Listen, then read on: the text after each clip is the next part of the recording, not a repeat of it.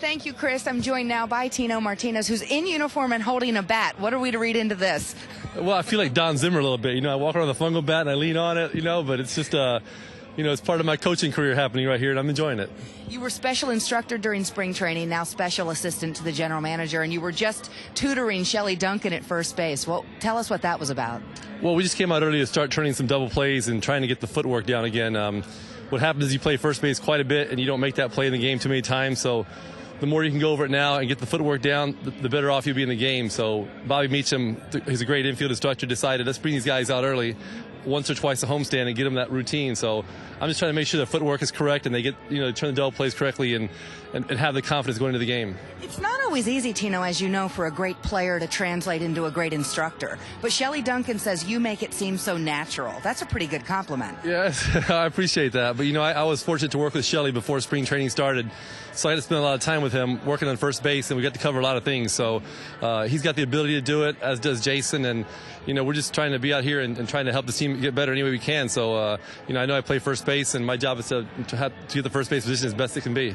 As a former first baseman, do you get offended when people say, "Oh, just move him to first," as if first base is easy? Because it's not easy, is it? It's not easy, and I don't get offended. I think that nowadays people know how important a first baseman is, and when you have a weak first baseman over there, it shows. It shows when the infielders throw balls in the dirt and they miss it, bunt plays, turning double plays. It saves you here and there if you have a good first baseman.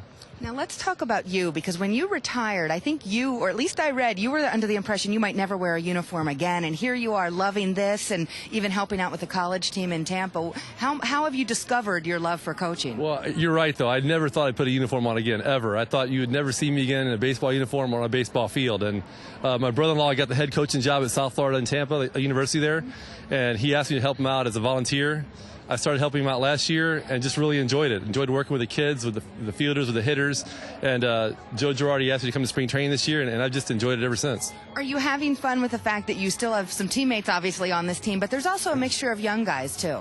Yeah, it's great. This team is a good mix of veterans and young guys, and it's nice to be around because the young guys listen to guys who've been around, and you can teach them and they learn. And, Jeter and Posada, too, I can teach them and help them out as well.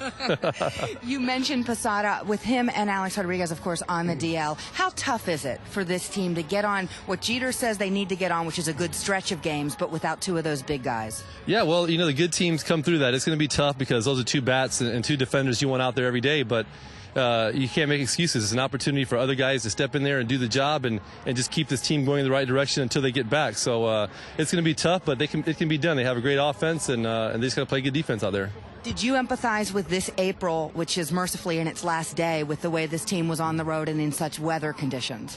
Yes, I've never wanted to make excuses or try to cover up a team's flaws, but the weather they've had, the travel schedule they've had, being on the road the whole time, it's been brutal, and I think they've done very well coming out of this stretch, and hopefully now they'll get on a good hot streak at home and get something going here.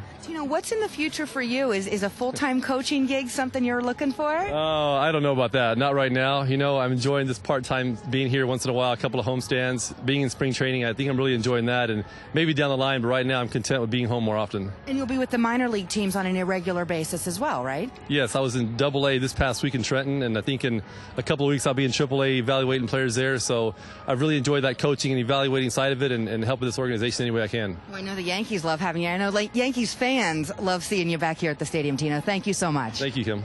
Back to you, Chris.